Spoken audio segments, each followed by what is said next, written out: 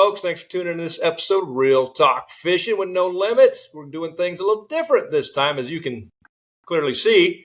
It's not just me and somebody else on the other end of this computer. We are live. We're not live, but we are live. Barely live right now. We're barely alive after this week of practice. We're out here at Lake Erie for the first stop of the National Walleye Tour. Going to Port Clinton tomorrow. This is the night before the tournament. We'll try to do one of these at each tournament when we can. It's tough. It's busy weeks. It's a lot of work. And getting this old guy to sit down for an hour, it's like herding cats. So, anywho. But, yeah, that's it. So thanks for tuning in. You're going to want to watch. So, obviously, you all know, and if you don't know, you've been living underneath the rock. I got Hall of Famer Ted Takasaki sitting right here. MWC's individual from the team, one of the individuals from the team of the year. We got Sam Capelli and my longtime travel partner and friend Randy Hummel with Randy Riggs over there. We're just going to get in. We're going to tell you a little bit about the week, a little bit about tournaments coming up, but probably want to know a little bit about Ted. Ted's got a lot of stories, and if we let him tell one of them, we might be here for a long time. So we'll keep some of those brief.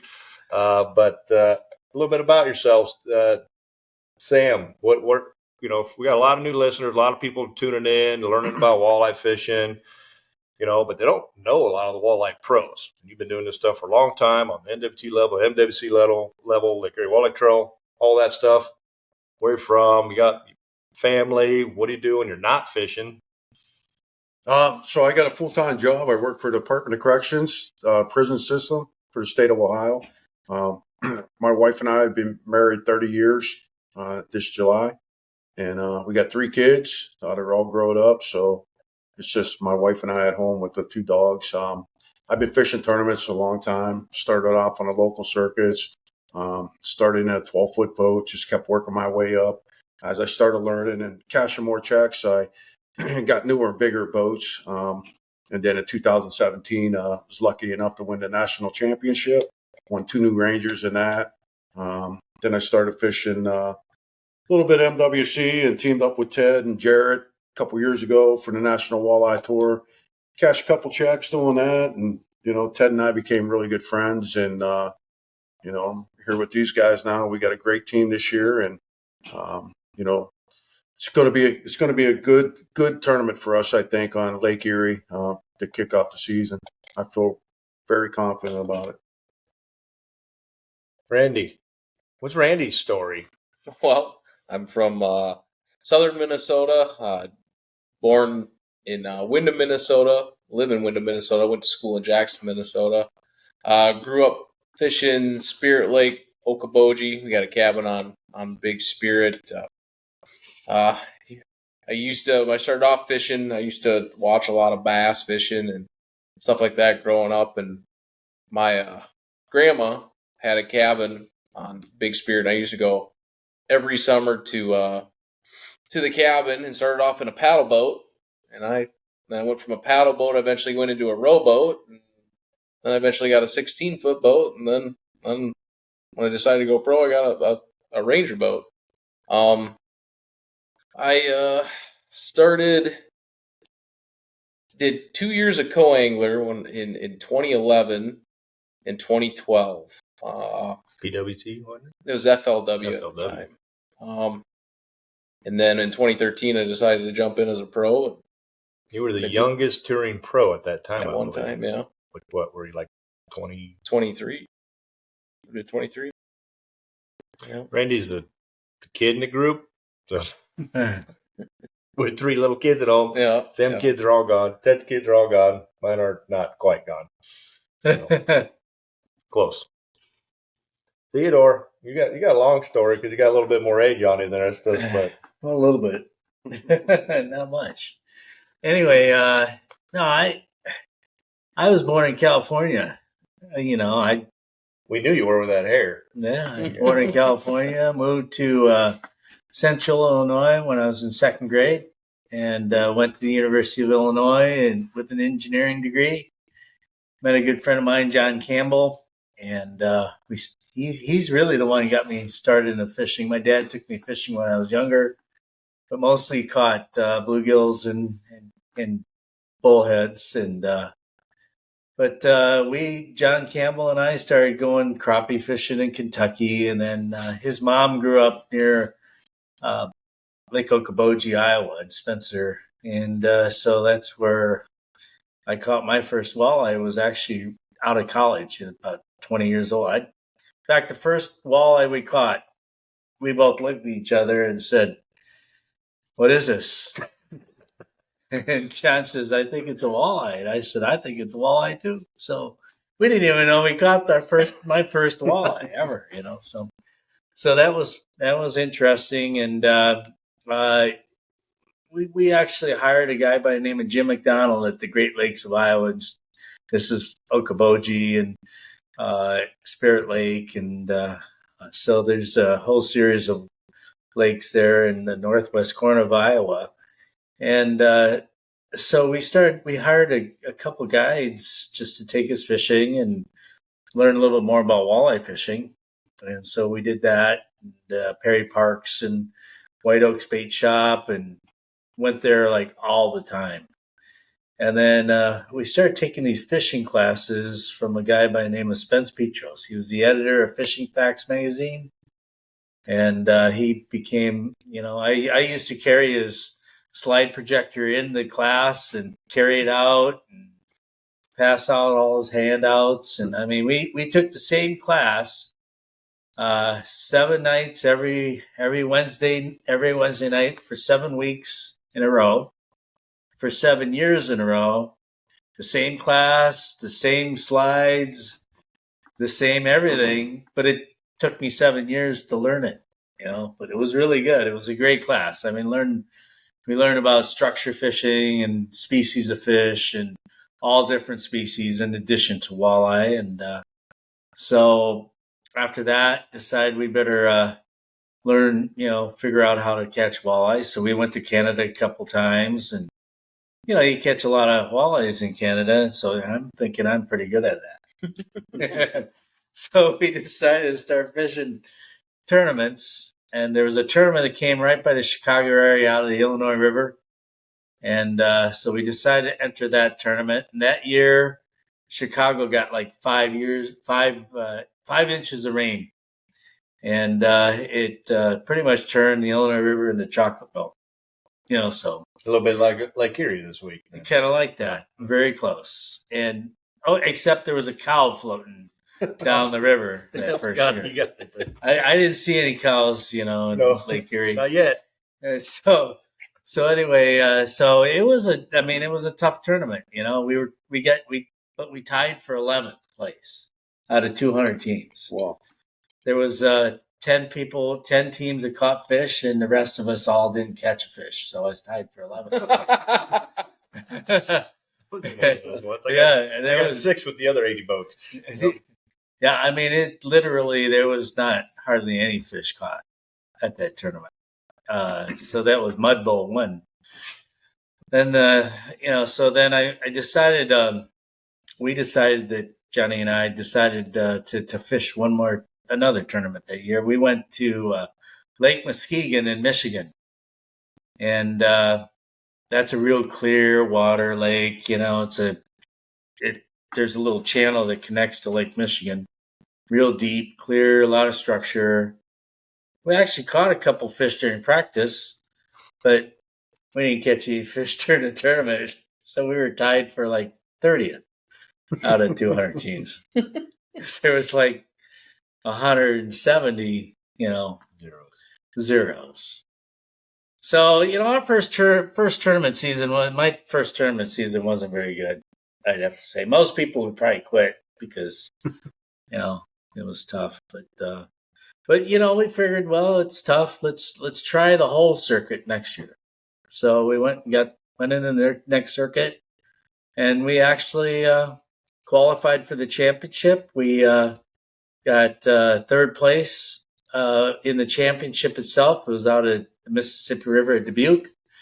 And the interesting thing about that tournament is that my dad passed away the day before the first day of the tournament. And so I had to make arrangements with my mom. And so I called Johnny. I said, "Hey, I don't think I can make the first day.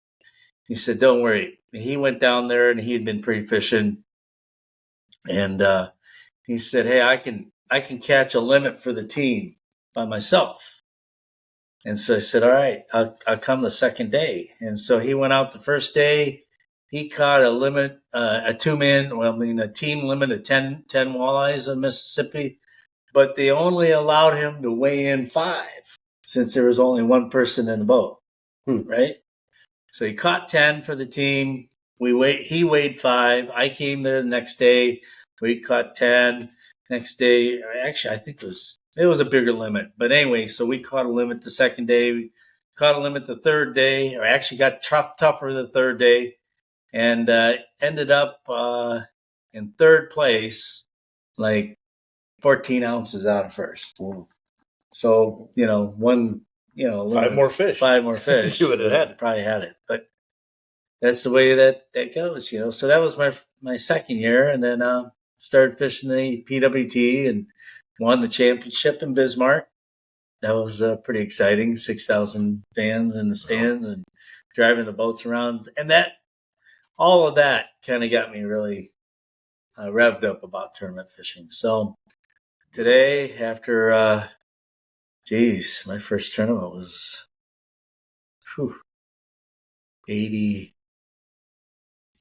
82, I think. I don't even Randy remember. wasn't even born. Not Yeah. even close. Not even close. Not even close. 82. So anyway, it's been a long time. It's great to be here and working with you guys. That's really the best part about tournament fishing is the camaraderie and the people that you work with and compete against, and it's like it's a big family. So It is. You touched on a couple things that made me think. Back in the day, you took classes to learn the fundamentals of walleye fishing, structure, currents, everything. behavior. Behavior, fish behavior, studied it. Nowadays, and the whole discussion is obviously the forward-facing sonar stuff, but the learning curve for these up-and-comers, these new young guys, YouTube, this type of stuff, all the information's out there. They don't have to go to those classes. And I took Angling 101 at the University of Nebraska when I took fisheries and wildlife management classes because I needed a credit hour. What the hell? I'll take a fishing class. Well, I need to say it was pretty easy, but nobody universities have a bunch of stuff now for these kids. But what do you think? How do you feel about this whole evolution of stuff? And a lot of these guys are bypassing a lot of the fundamentals of fishing because they can just scope them and just find them and throw at them. Good, bad, anybody. I think technology is great. I worked for Hewlett Packard Company for 18 years, so I sold technology. And, let's put it this way, it's not going to stop. So you either learn it or you quit. Right. Yeah, I don't know. I think that was my biggest weakness was my electronics, my forward-facing sonar, and I've been trying for the last couple of years to get better at that. But when I started tournament fishing, I want to be versatile. I want to learn how to jig fish, 5E fish, blade baits, pull spinners, pull crankbaits, pull lead core. I want to learn how to do it all. And that's why I fished a lot of like inland lake stuff to learn how to pull lead core, jig. Then I went to Lake Erie, learned how to pull dipsies, wire, copper, all that stuff. Because I wanted to be well-rounded so I'm able to compete. I mean, because we fish rivers, we fish lakes, we fish Great Lakes. So you got to have everything and you got to know how to use it. Right. So, and I don't have anything against forward-facing sonar. To me, it's just a tool that you use to win. And like I said, that's my weakest part is forward-facing sonar. I think I could catch the fish, but I just got to figure that out. And I'm going to get better. I'm going to keep, trying to use it. So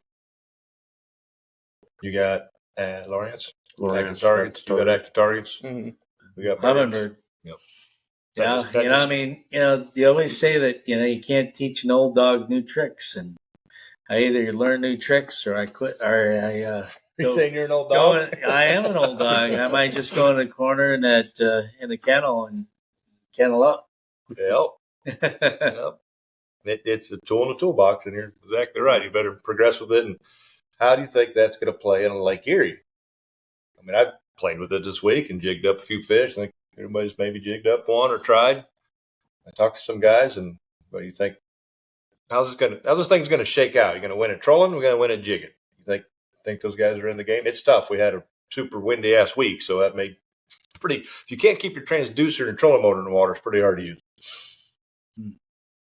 Yeah, I mean, to me, fishing a National Walleye Tour, you're going to have a co-angler. You never know if that co-angler could jig. So I look at it like I got 4 rods in the water all the time if I'm trolling. Those rods are in the water 80% of the time. When you're jig fishing, I mean, you're picking out a fish and throwing to it. And what's your code doing? Unless you have active target on the back of the boat or something. And you don't know if he knows how to use it, and how to jig for him. So to me, I think covering water here, especially in the mud, I think trolling, it's going to be one trolling, and because you're covering more water and finding the fish. The problem I see with forward facing sonar on Lake Erie is there's so many fish in this lake. There's 2 million walleye. Even if you pick out a big fish there, are you going to be able to get your bait to that fish before a 5-pounder grabs it? And right now they're moving fast. Mm-hmm. You tried this week? I have not. Yeah, you haven't turned it on. No. Cold rainy rig, trolling. Yeah, I'm not up on the forward-facing sonar game quite yet. Boss is calling. I think she is. She probably is. Theodore, what the hell are you doing? It's Jared. Should I take it? We'll call him back. We'll call you back. All right. Did that just go black or whatever? You just hit a button. It says movie recording has been stopped on that. SD card in there. It's fine. It's recording. Oh, It's just camera's just being used as a camera. It's recording here live, so I'll put that out. It's all good. Hey, I know some things about you because we were at your birthday roast and you turned 60. Yeah. It was funny. You went to University of Illinois. Yes. I want to get you in trouble, but I want to know more about the Big Brothers Little Sisters program. Well, yeah, every fraternity's got big brothers and little sisters, and I was part of a fraternity, and I would happen to be the little sister chairman for 2 semesters.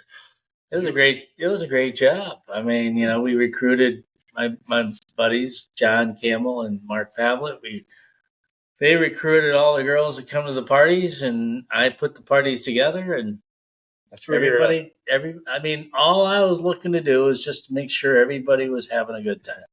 You were the marketing guru for the fraternity. You got making posters, planning the parties, getting it all going. And they were like the biggest shindigs on campus. No, I wasn't the biggest on campus, but it was pretty good. It was pretty good. It was pretty good, he said. It was good. So we're doing this whole traveling thing. We're out here at Erie. We've been fishing all week. Weather's kind of sucked, to say the least, right? Windy. We've had one good day. It's Lake Erie. We got here.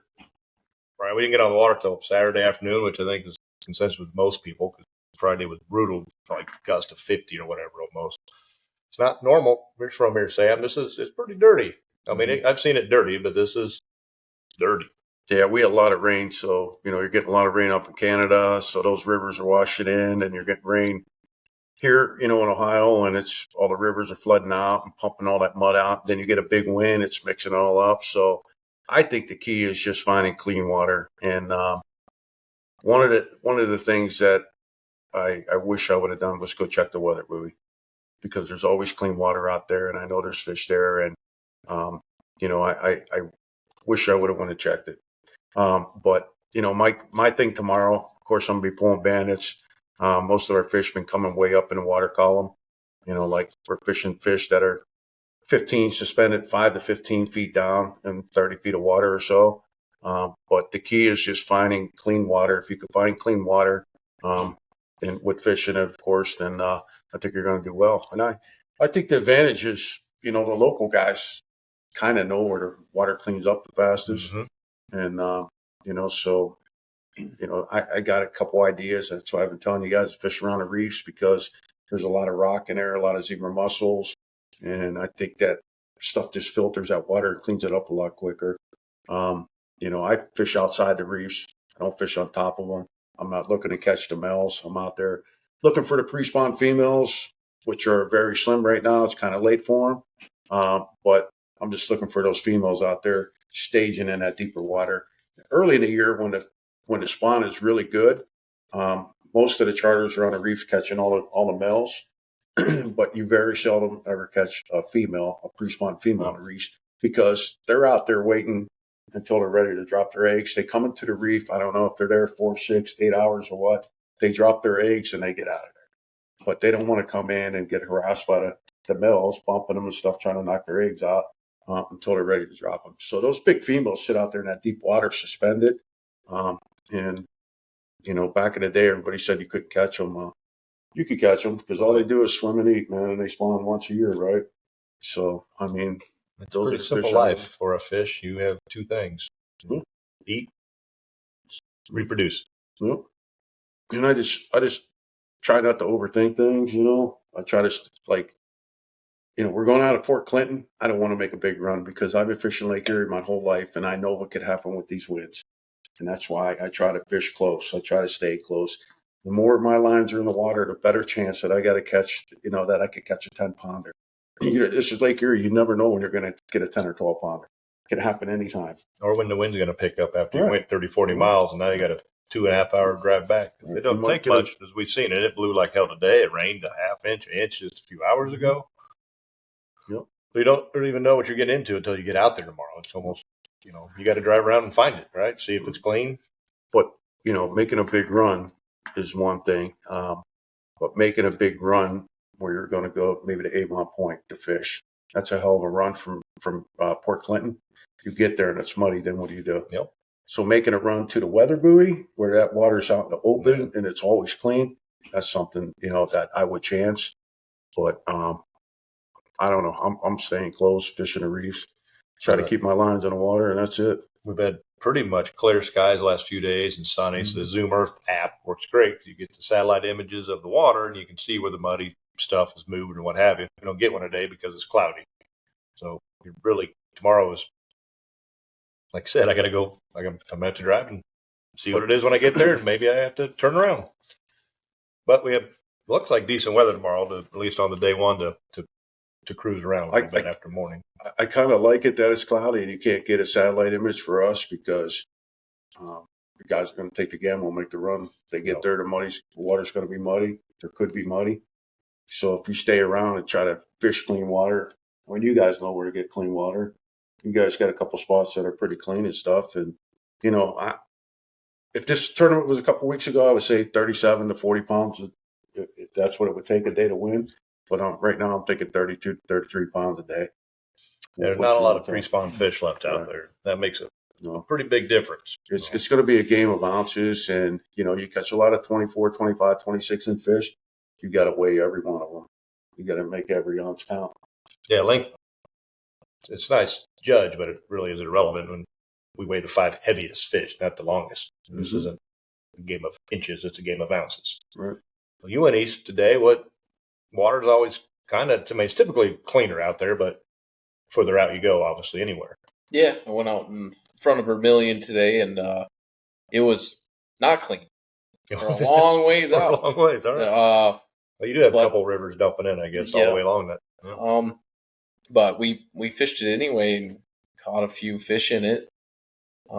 But most years that I've been here, usually what happens is the water gets dirty and the fish are in the dirty water, but then you can't get them to bite. And me personally, I think this year you can get them to bite. Well, it's warmer. We got 50, 52, 49 to 52 water temp in some of that stuff. And I think I've always thought 50 is kind of that magic number, right? If you're going to switch to crawlers, that's a good time. And then, and I've had best luck in the afternoons once that dirty shit heated up.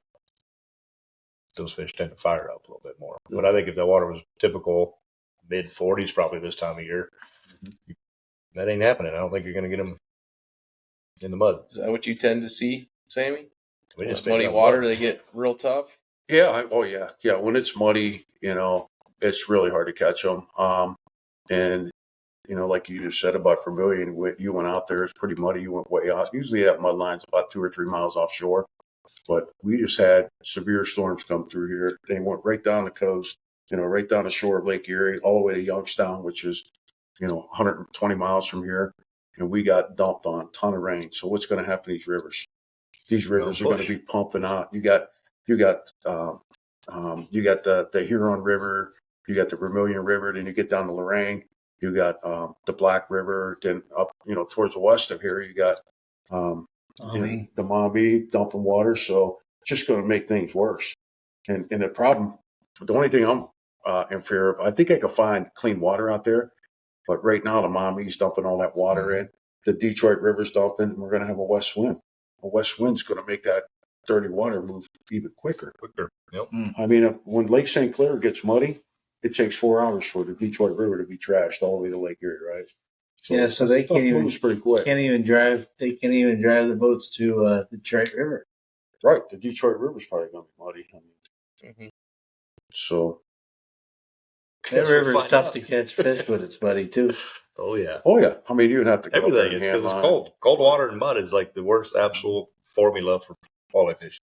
Yeah. Anything cold and muddy. You can cold and clear, no problem, or muddy and really hot.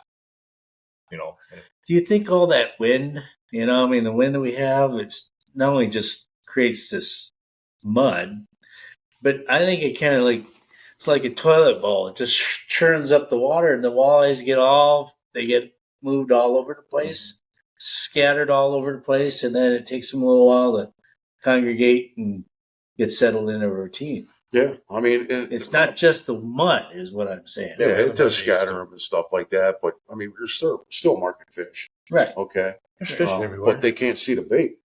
Right. So what do you use? You put some Procure on it or some kind of scent. I mean, guys do that. Good idea. Probably in this muddy water is what he was talking about. Running spinners. It's warm enough for that, or just taking a chunk of crawler. Like Tommy Scarlett used to do up in Dunkirk, put a little chunk of crawler on the back hook or the middle hook. It's just a little bit of scent, a little bit of meat that might trigger a bite. But for me, the only way I could get fish in dark or in muddy water is to run dark colors. And back in the day, I'm like, well, why don't I run something real bright? But the dark colors kind of make a shadow in the water, and that's what they see. They see that shadow better than. I told those co-anglers the same thing today. The dark colors excel in muddy water for that bigger silhouette.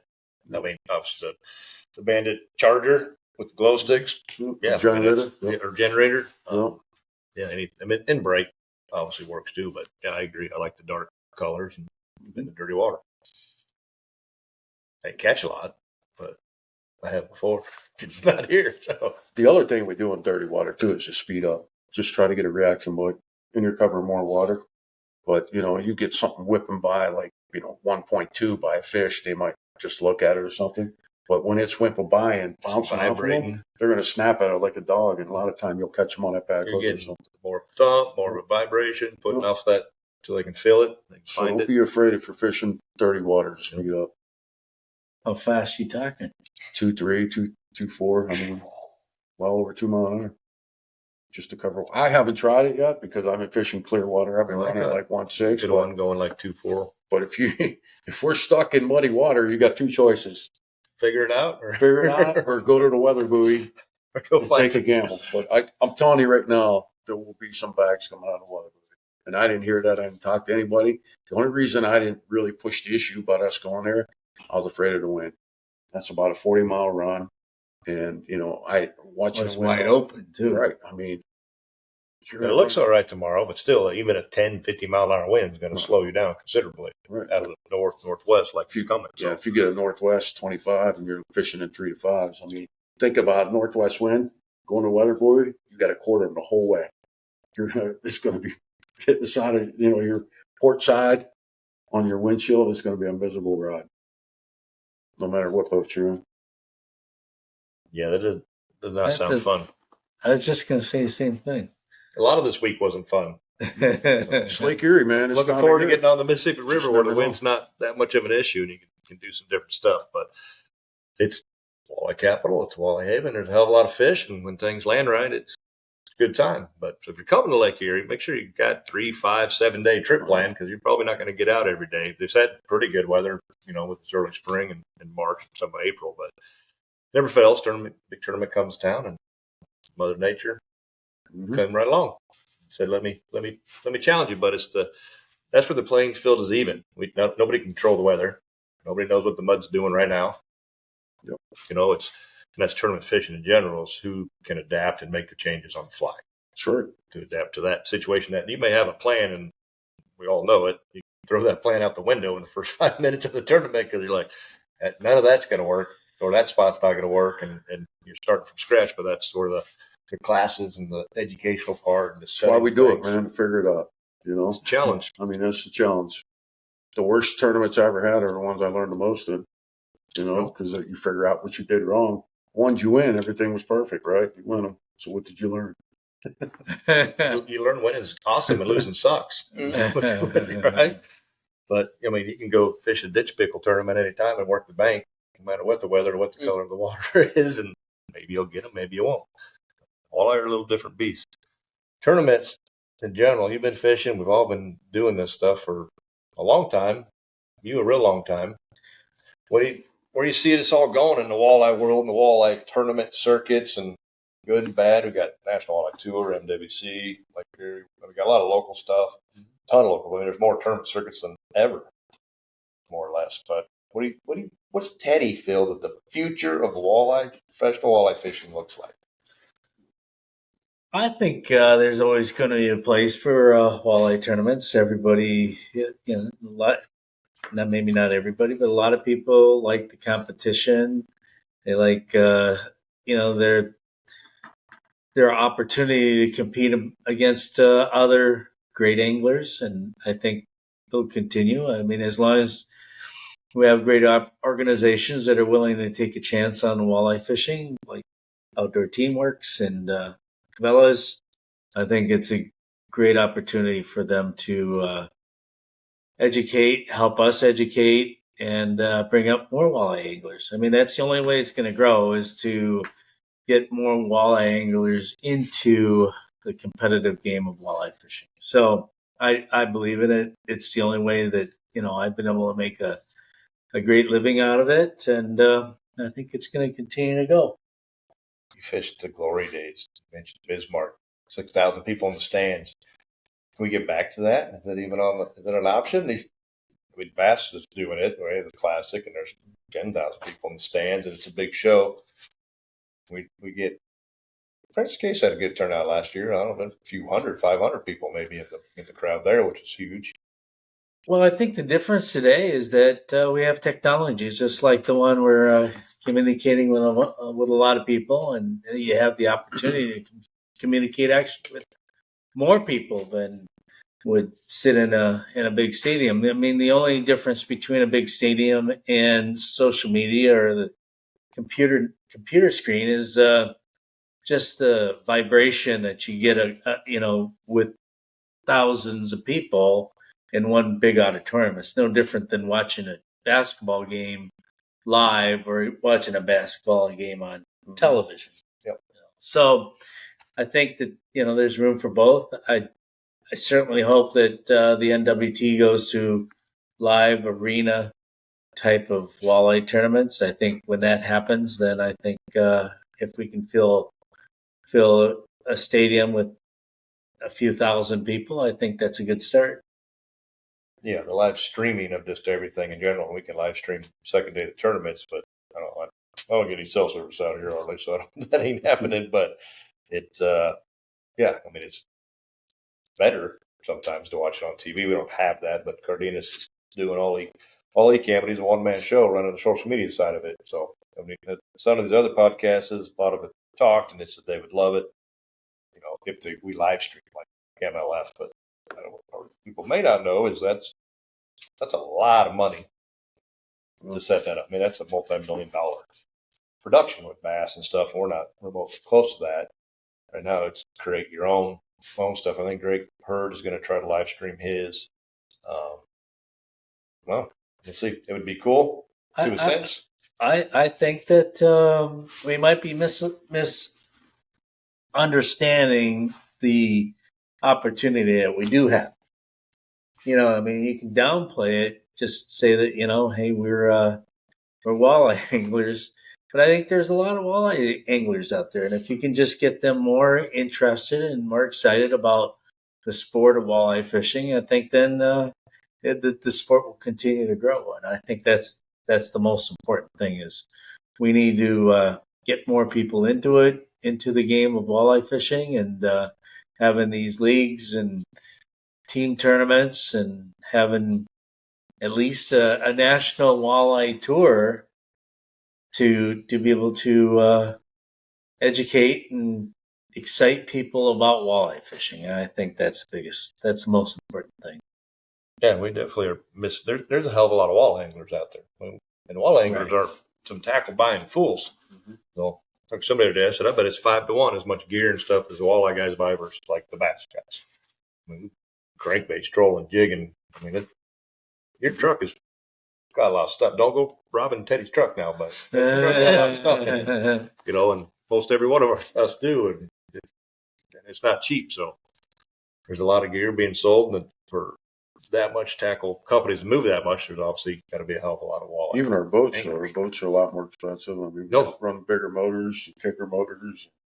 More electronics. You know? I mean, there's 4 boats Oh, in the driveway, and that's probably a lot too. Mega. I suppose. And you can't really compare bass and walleye anglers. Really. I mean, it's just 2 different sports, 2 different species of fish, and you know. No, we're not. It's $1 billion industry, and we're a few $100 million industry. And there's between $1 million and $1 billion is a hell of a lot, a whole lot. Oh yeah, a lot. So there's, you know, and it's just, it's a different world. But I think the walleye anglers are very versatile. They're definitely different. Most of us are Midwest, upper, you know, Great Lakes. northern. But look, we got walleye anglers that are whooping butt in the bass world. I mean, Wiesner and Adam Brassman just finished second in the Bassmaster Classic. Jason Carrick, I just want to call him a walleye guy because his dad, he grew up, you know, with it, but he's clearly a bass guy and doing really well there. So we're versatile anglers and bring a lot to it. A lot of those guys fish at Sturgeon Bay and Springle and Court and those guys, and they do well on that Sturgeon Bay, that Bass Open. So there's a place for, you got to watch out for walleye anglers no matter where you're at. there you go. What do you think, Randy? Where are we going with this tournament world? Advancing, or how do we grow it? I mean, we got 10 co-anglers, 8. There's a handful of people behind the screen in here that have traveled a lot of them for their first time and got in for all 4. We have a huge demand. Sounds like 140 something, you know, co's have signed up for all of these, or 135 or something like that. So obviously it's working, and that's not like half a dozen. Well, it's been a great.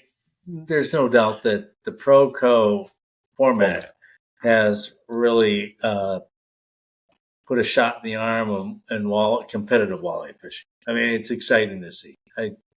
To have that many co's or partners, you know, that want to learn more, and you know, we're able to take them, and I think it's great. It's great. And if I'd had that opportunity when I first started, I would have jumped at it. Sure. It was a great opportunity to learn. I think there was somewhere between like 5 and 10 co's from last year that are now fishing the pro side. Right. At least in this tournament. Sure. Which is exactly how it's supposed to be. It's supposed to work. So all you guys sitting out back there that travel longer, that's why they're here. To learn, and not always, some of them aren't. They're just like, that's just checking it out, learn some other tournaments and things. But some that aspire to have that goal to move up to the next level. I think it's nice having the co's traveling with us and stuff like that, so they could get, you know, see it all. You know, see what we do at night and how we're rigging our boats and retying stuff, and, you know, just sitting around talking and you know, having our meetings, looking at maps, and so they get the full experience, I think, and I think it gives them a little bit more drive that they, you know, they want to be part of that. Well, sure. So I hope so. I think some are like, oh, this is more work than I thought. Yeah. Yeah. That is a lot of right. sleep. I got just jumping in the boat and going fishing. We got all a week. good group of co's that you got. They're awesome. They've been good. It helps old guys like us when they're a little bit younger, some of them, and They really help us out, get help here or there. especially you. I know. I You got like a can't. Uber I can't driver. hear, and I can't see, and I can't walk. You even remember driving from South Dakota to here? No. No, you're sleeping. Anyway, I cut you off, Randy. Where do you think we're going? What can we do to make this grow? I don't know. Yeah, I would say. I mean, we want to dive into that forward-facing sonar stuff. Really does worry me. There's nothing wrong with the technology in fishing, but there is a problem with guys seeing people using that forward facing sonar and then like you calling yourself they're a pro with knowledge. I've heard from people saying that they use that forward facing sonar on ice fish or something, and they want to tell you how good they are at fishing. But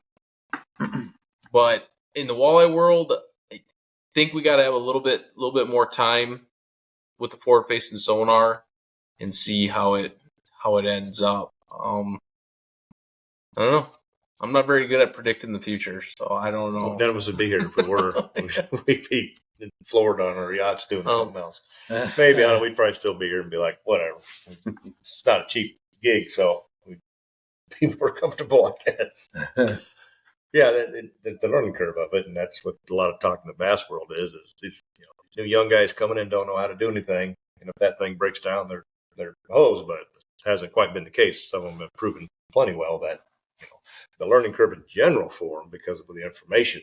We used to have to wait, for the Inland Fisherman magazine to come out, the new Outdoor Life, or Saturday morning to watch Bill Dance or Al Linder or whatever. Now they can get on YouTube and see what the bite is right now and we're on Lake Erie and go out and do it. Sam just dumped a bunch of information for them. Now they know that when they come here, it's pretty. That stuff wasn't there. If it was, you had to wait months to get it and read it, retain it. Now you're in your boat going, what did he say? Looking it up, watching it. Let's try this. So, that's awesome. That's technology, and that's good. I think it's moving faster. And it's faster fast. Than ever before. Right. But a tournament like this, when we got a big blow, muddy water, rain, all this stuff, I think it benefits us because we didn't grow up with the forward facing sonar. We had to go and figure out where these fish go. When I first started fishing tournaments, it was 20 degrees out and blowing out of the north 20 mile an hour, and it's just a bad day of fishing. I come to scale at one fish, and I'm like, yeah, it was just a bad day of fishing. Then you see guys come in with 5 and say they caught 30 fish a day, and you're like, all right, there's there's always active fish somewhere. You just got to find them. You can't give up, but you got to know where to look.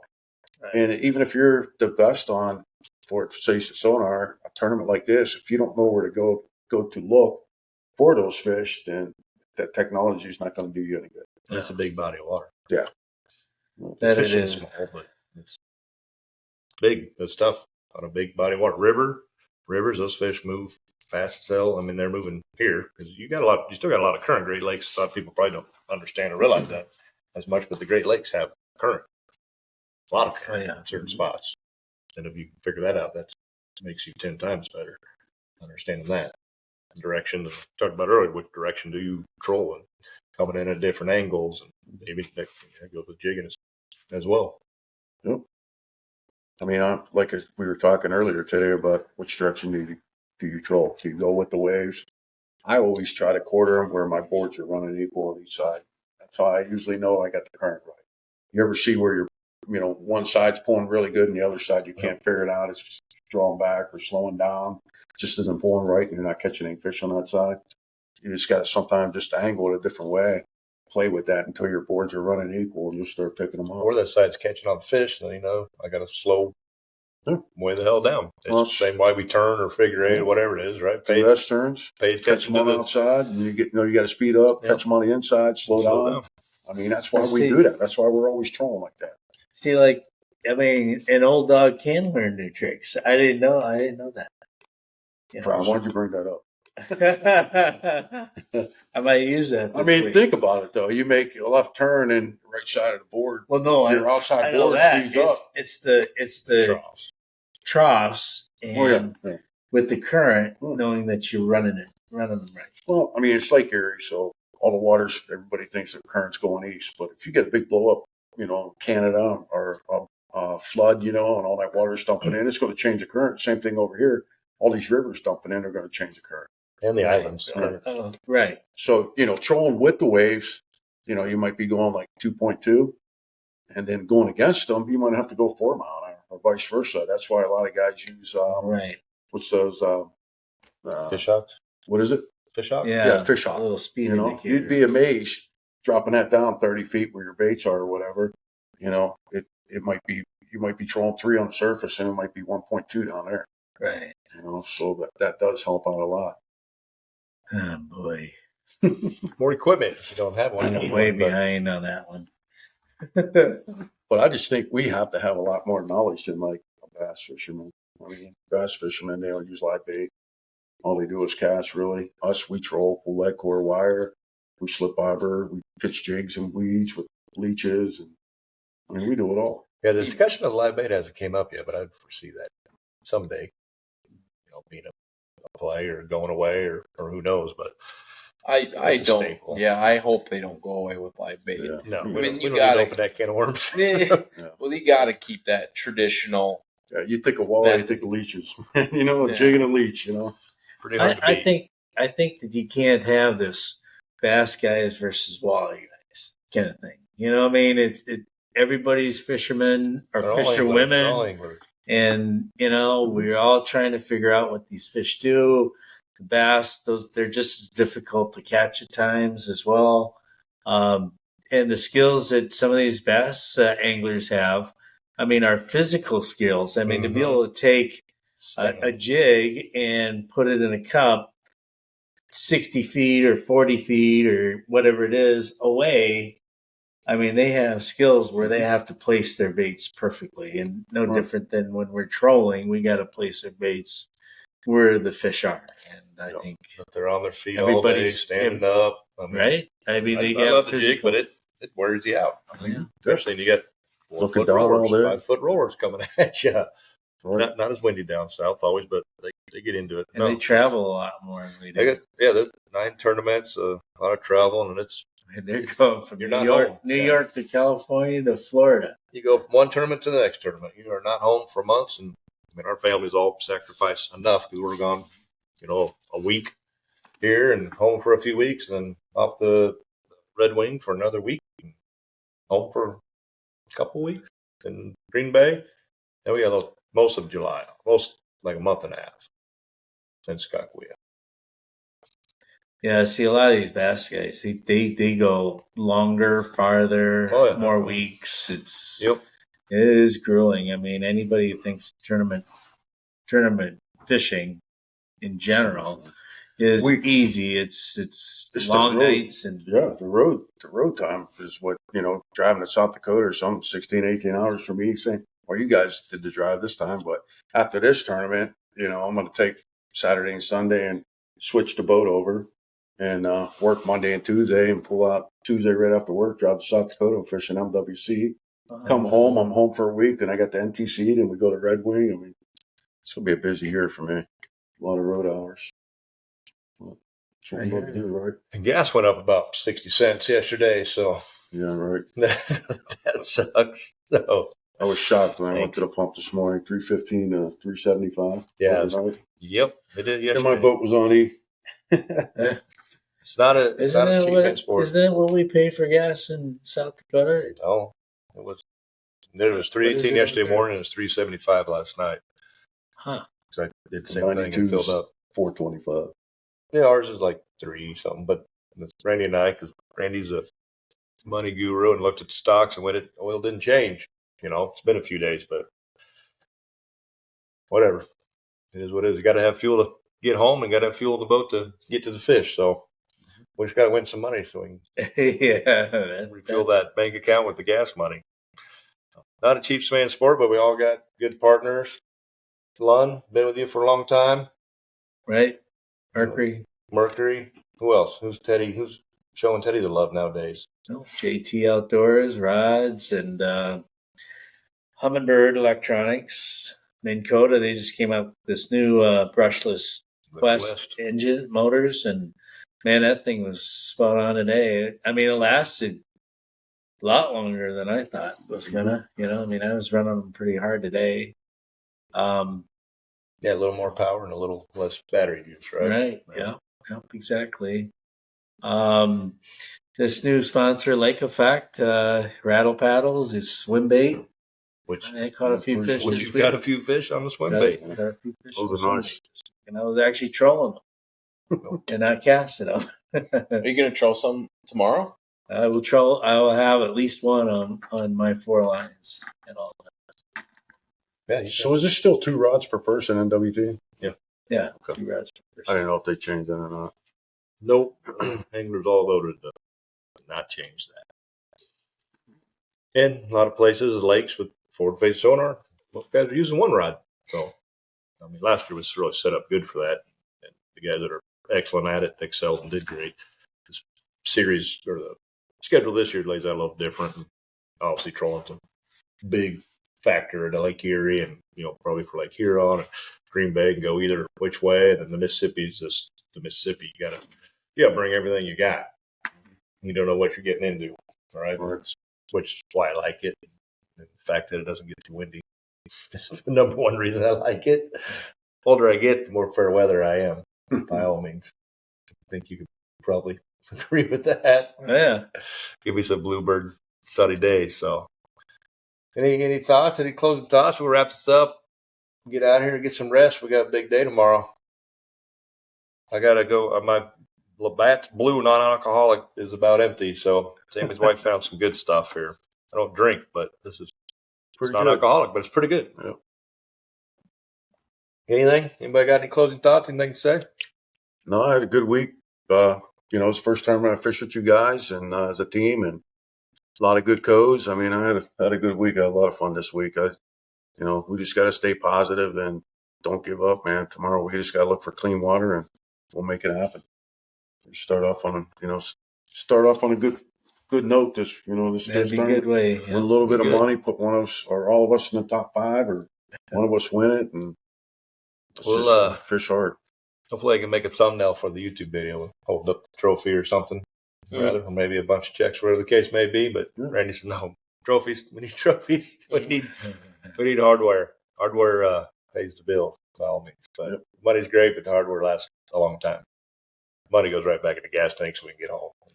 Afford to go to the next one, really, right? That's easy come, easy go. It's not so easy come by all means. But all right, well, we will do this again in Red Wing. We got a nice big house. This is our little man cave here. It's pretty cool. I can hear the bullfrogs, man. I wonder how bad that's going to be on They're here. freaking loud. It cuts the background. We got a pool. We got a koi pond, which nobody has stuck a bait in there yet. I can't believe it. But, hot tub. The pool's closed, which is probably good for the season. But yeah, big. This is an old schoolhouse. Big room here, and quite a few beds and bathrooms. So that's all part of it. We got a big place for Red Wing and O'Connell as well. So we'll try to do this again and let you know how it's going, what the tournament outlook looks like.